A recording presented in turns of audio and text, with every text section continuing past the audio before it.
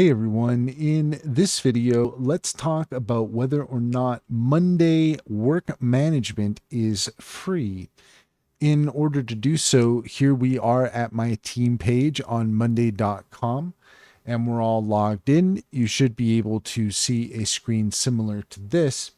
And what I can tell you is if we go up to the top left-hand corner and click the menu button here, then you're going to see that we have a 14-day free trial.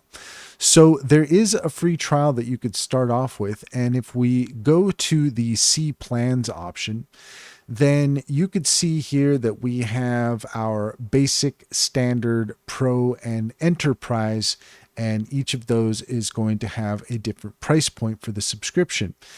That being said, if you see here that you can downgrade to their free plan, if you click on that, we have just set our 14-day free trial. So we have access to the pro trial here for the next 14 days. After that, if we want to downgrade to the free plan, we can do so.